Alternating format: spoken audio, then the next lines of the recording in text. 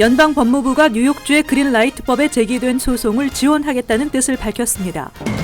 전국 19개 주요 대학들이 다카 프로그램이 지속돼야 한다는 입장을 담은 법정 의견서를 연방 대법원에 제출했습니다.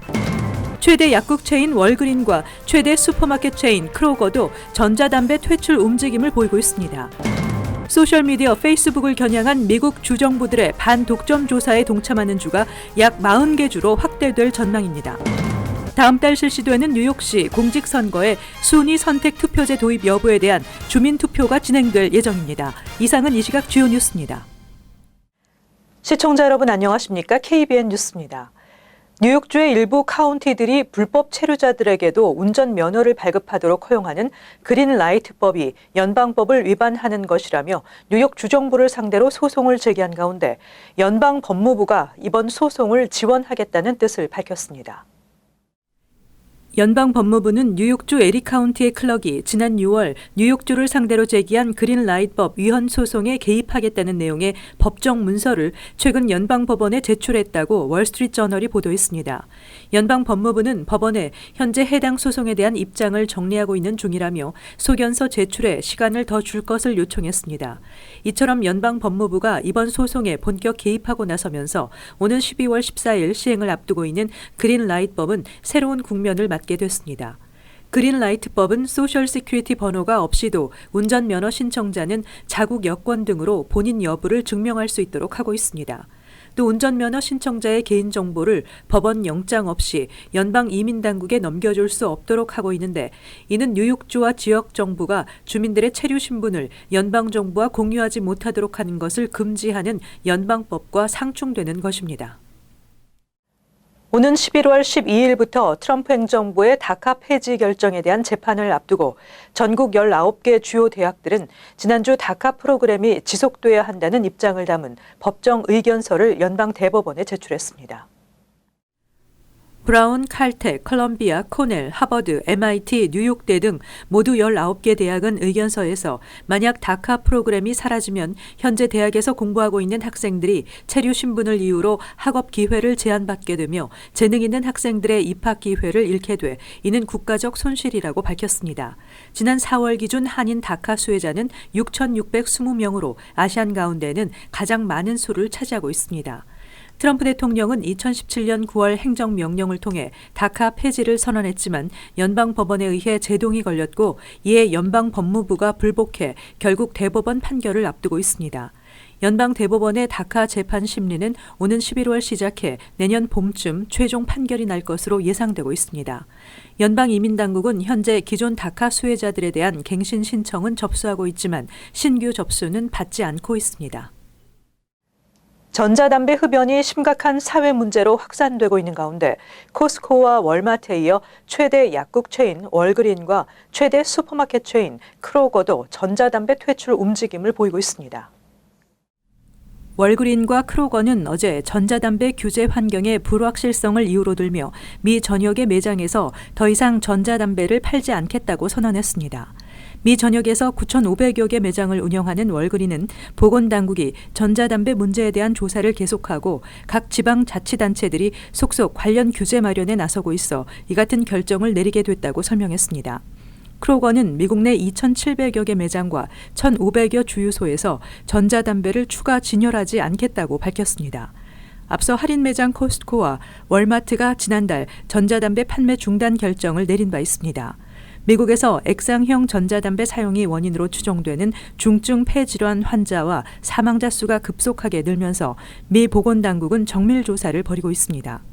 CDC는 지난 1일 기준 미국 48개 주와 미국령 버진 아일랜드에서 전자담배로 인한 폐질환자가 1,080명 발생했고 이 가운데 15개 주 18명이 사망한 것으로 확인됐다고 밝혔습니다. 뉴욕 주민 대다수가 전자담배 흡연이 심각한 공중보건 문제라고 생각하며 판매 금지 정책을 지지하는 것으로 나타났습니다. 시에나 칼리지가 성인 589명을 대상으로 실시한 여론조사 결과 응답자의 78%가 베이핑이 다소 심각해서 매우 심각한 공중보건 문제라고 생각한다고 답했습니다. 61%는 전자담배 제품의 판매에 대한 일시적인 금지를 지지한다고 답했고 52%는 뉴욕에 있는 모든 전자담배와 베이핑 장치의 판매를 금지해야 한다고 밝혔습니다. 또 응답자의 41%가 베이핑이 일반 담배 흡연보다 건강하기 때문에 흡연한다고 주장했으며 38%는 단순히 맛이 좋기 때문에 전자담배를 사용한다고 답했으며 나머지는 마리화나 화합물, THC 흡연을 위해 베이핑을 사용한다고 대답했습니다. 이 밖에 18세에서 35세 사이의 응답자 가운데 40%가 전자담배가 금연에 도움이 된다고 밝혔습니다. 또 응답자 중 52%가 마리화나를 사용한 것으로 나타났으며 56%는 기호용 마리화나의 합법화를 지지한다고 답했습니다. 소셜미디어 페이스북을 겨냥한 미국 주정부들의 반독점 조사에 동참하는 주가 약 40개 주로 확대될 전망입니다. 페이스북이 경쟁 소셜 네트워크 기업들을 위협하고 있다는 믿음이 확산하고 있음을 반영하는 것이라는 해석입니다. 레티샤 제임스 검찰총장이 뉴욕을 포함한 콜로라도, 플로리다, 노스캐롤라이나 등 8개 주와 워싱턴 DC의 검찰총장이 페이스북에 대한 반독점 조사를 개시한다고 발표한 가운데 약 40개 주 검찰총장이 조사에 참여할 계획이라고 워싱턴 포스트가 보도했습니다. 제임스 검찰총장은 페이스북이 소비자들의 데이터를 위태롭게 하고 소비자 선택의 질을 저하했는지 또는 광고 가격을 인상했는지 조사할 것이라고 밝힌 바 있습니다. 제임스 검찰총장과 다른 주 검찰총장들은 법무부와 연방거래위원회 관리들을 만나 페이스북에 대해 논의하기도 했습니다. 뉴욕주는 여전히 다른 주들의 지지를 요청하고 있으며 이에 따라 최종 발표 때는 참여하는 주의 수가 더 확대될 수 있다고 관계자는 전했습니다. 페이스북은 이와 별개로 미 법무부와 FTC로부터 반독점 조사를 받고 있는 상황입니다. 한편 텍사스주를 필두로 한 48개 주와 푸에르토리코의 검찰총장들은 구글의 검색 엔진과 광고 시장에 대한 지배력 등에 대한 반독점 조사를 벌이고 있습니다. 최근 공직선거의 순위 선택 투표제가 결선 투표를 예방할 수 있는 대안으로 제시되면서 호응을 얻고 있는데요. 다음 달 실시되는 뉴욕시 공직선거의 순위 선택 투표제 도입 여부에 대한 주민투표가 진행될 예정입니다.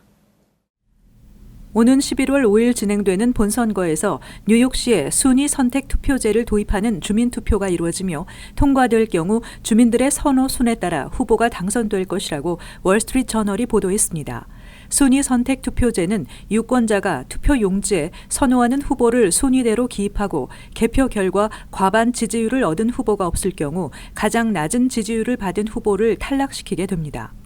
탈락 후보를 1순위로 찍은 유권자들이 2순위로 표기한 후보에게 해당 표를 분배하고 과반 지지율을 획득하는 후보자가 나올 때까지 득표율이 낮은 후보를 순서대로 탈락시키는 방식으로 진행됩니다.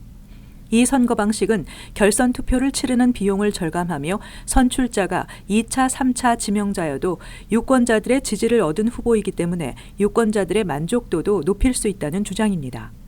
뉴욕시는 오는 2021년 빌 드블라지오 시장과 스캇 스트링어 감사원장, 30여 명의 시의원 등의 정치인들이 임기 제한으로 물러나야 해 약 70%의 공직자 교체를 앞두고 있는데 이 같은 대규모 선거를 앞두고 결선 투표를 막기 위해 RCB를 도입하자는 의견이 설득력을 얻고 있는 상황입니다. 올해 본선거는 11월 5일 진행되며 10월 11일까지 유권자 등록을 마쳐야 하며 뉴욕주는 올해부터 선거 9일 전부터 투표를 할 수 있는 조기 투표를 시행합니다. 미국 내 노숙자 인구가 계속해서 늘어나고 있는 가운데 뉴욕시가 미 전역에서 노숙자가 가장 많은 도시로 나타났습니다. 뉴욕시는 전체 인구 856만 72명 가운데 7만 8,676명이 노숙자로 전국에서 노숙자 수가 가장 많았으며 3,711명은 보호소가 아닌 거리에서 생활하고 있다고 USA 투데이가 보도했습니다. 노숙자가 두 번째로 많은 도시는 LA로 인구 394만 9,776명 중에서 4만 9,955명이 노숙자였고 3만 7,570명이 거리에서 살고 있었습니다.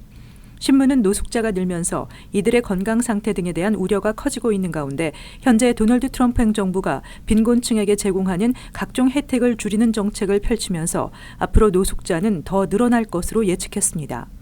전국 노숙자 문제 해결을 위한 연합에 따르면 전국의 1,100만 가구는 소득의 절반을 렌트 등 거주 비용으로 지출하고 있으며 저소득층에 대한 혜택이 줄어들면서 이들의 부담은 가중되고 있다고 밝혔습니다. 미국 내 대도시들은 노숙자 문제가 계속되면서 이들을 수용할 보호소 마련이 시급한 사안으로 지적되고 있습니다. 노숙자 생활을 하는 가족은 2017년에서 2018년 18만여 명으로 조사됐으며 3만 6천여 명이 25세 미만이었습니다. 노숙자 인구가 많은 순위로 3위는 시카고로 5,450명, 다음으로 휴스턴이 4,143명, 피닉스가 6,298명 등이었습니다. 뉴저지주는 전국에서 가장 높은 재산세를 기록하고 있습니다.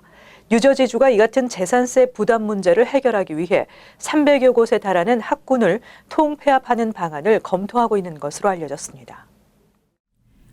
필 머피 뉴저지 주지사는 주정부 예산 $1,000만 신지역 효율성 달성 프로그램에 사용할 계획을 밝히며 이 중 약 $200만 학군 통폐합 연구에 쓸 예정이라고 발표했습니다. 그동안 머피 주지사는 공식적으로 학군 통폐합을 지지한 적이 없었지만 이번에 책정된 예산으로 학군 통폐합에 대해 연구를 지시한 것은 지난해 스티븐 스위니 주 상원 의장이 발표한 보고서에 담긴 내용과 같은 의견을 내비친 것이라고 101.5 라디오 방송이 보도했습니다. 스위니 의장이 발표한 보고서는 초등학교나 초중학교만 운영하고 있는 소규모 학군을 초중고교 학군 모두 운영하는 곳에 통폐합할 경우 재산세 절약 효과와 함께 교육의 질, 효율성을 향상시킬 것이라고 제시하고 있습니다. 보고서에 따르면 600여 학군이 운영되는 뉴저지주에서 100명 미만의 소규모 학교가 상당수를 차지하고 있지만 학군마다 교육감 등 운영을 위한 고연봉 행정 직원을 고용할 수밖에 없다고 지적하고 있습니다. 패치의 보도에 따르면 학군 통폐합이 현실화될 경우 뉴저지 학군이 300여 개로 줄어들 것으로 예상되며 한인 밀집 지역인 머겐 카운티 알파인, 클로스터, 데마레스트, 에지워터, 잉글루드 클립스, 해링턴 파크 등이 예상 통폐합 대상 학군에 포함됩니다.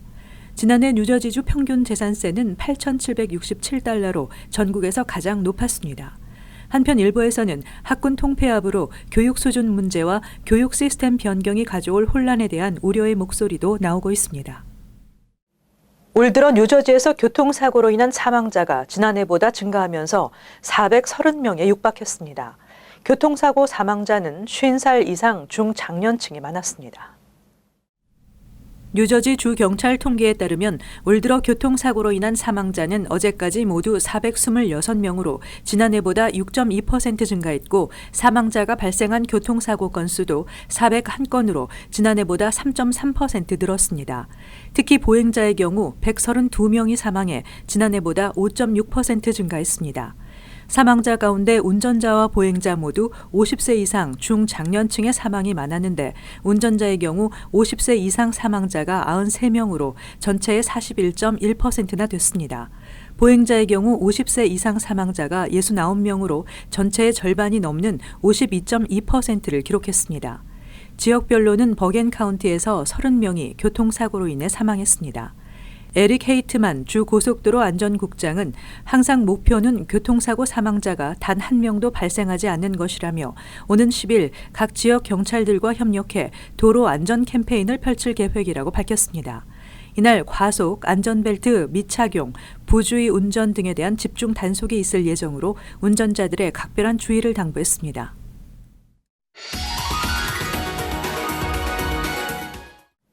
이어서 LA 지역 한인사회 소식입니다. LA시에서 최초로 마리화나 비즈니스를 위한 공공은행 설립이 추진돼 관심을 모으고 있습니다. 허브 웨슨 LA시 의장은 이번 주 안에 시 소유의 공공은행 설립과 경영을 도울 은행 전문가를 찾기 위한 승인안을 의회에 요청할 계획이라고 밝혔습니다. 웨슨시 의장은 공공은행은 비즈니스 대출을 제공해 로컬 투자에 초점을 맞추고 공공주택 설립은 물론 마리화나 비즈니스 거래 양성화에도 도움이 될 것으로 내다봤습니다.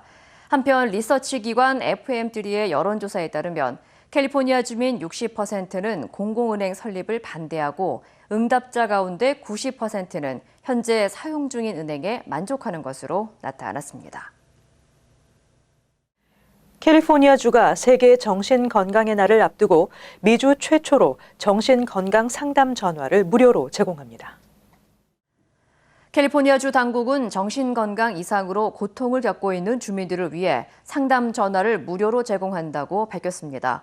무료 상담 전화 서비스는 긴급하지 않은 정신 상담에 한해서 주중에는 오전 7시에서 오후 11시까지, 토요일에는 오전 7시부터 오후 3시까지, 또 일요일에는 오전 7시부터 오후 9시까지 실시됩니다. 한편 비영리단체 미국 정신건강의 자료에 따르면 미국 성인 5명 가운데 1명은 매년 심각한 정신건강 문제를 겪고 있는 것으로 나타났습니다. 이어서 간추린 소식입니다. 뉴욕주 선거관리위원회에 따르면 11월 본선거 투표를 위해 11일까지 각 선관위를 방문해 등록을 마쳐야 합니다. 우편으로 유권자 등록을 하기 위해서는 11일까지 소인이 적힌 등록 용지를 각 지역구 선관위에 16일까지 전달해야 합니다. 유권자 정당 변경 마감일 역시 11일까지이며 주소 변경은 16일까지 가능합니다. 뉴욕주 본선거는 오전 6시에서 오후 9시까지 실시되며 뉴욕시 공익옹호관과 각 보로 검사장, 판사, 뉴욕주 상원 57선거구 등의 선거가 열립니다. 퀸즈 보로장 보궐선거에 도너반 리처드 뉴욕시의원이 출마를 선언했습니다. 리처드 의원은 지역사회에 만연한 총기 폭력에 맞서기 위해 출마를 결심했다며 형사사법개혁과 서민주택 확충, 대중교통 개선, 일자리 확충 등 4가지 공약을 실현하기 위해 힘쓰겠다고 밝혔습니다. 현재까지 퀸즈보로장 보궐선거에 출마한 후보자는 지미 벤 브레머 뉴욕시 의원과 코스타 콘스탄티 디네스 뉴욕시 의원, 알리시아 하이드먼 뉴욕주 하원의원, 엘리자베스 크라울리 전 뉴욕시 의원 등입니다. 맨하탄 차이나타운에서 노숙자 4명이 다른 노숙자에게 둔기로 공격당해 피살당하는 사건이 일어난 가운데 빌 드블라지오 뉴욕시장은 차이나타운 치안 강화 등을 위해 뉴욕시경 경관들을 늘리기로 했다고 발표했습니다. 시장은 경찰력 증원뿐 아니라 차이나타운에 정신건강 상담팀을 파견해 이번 사건으로 정신적 충격을 입은 이들의 심리 치료를 돕겠다고 밝혔습니다. 브라운대에 따르면 영문, 프랑스어, 독일어 등 인문학은 물론 생명공학, 화학, 컴퓨터공학 등 이공계까지 총 24개 학과의 박사과정 신입생 선발에서 GRE 성적 제출을 요구하지 않기로 했습니다. 이번 조치는 2020-2021 학년도 가을학기 신입생 선발을 위한 입학 전형부터 적용됩니다. 지난달 프린스턴대가 14개 학과 박사과정 신입생 선발에서 GRE 성적 제출 의무화를 폐지한 바 있습니다. 계속해서 환율과 증권 소식입니다.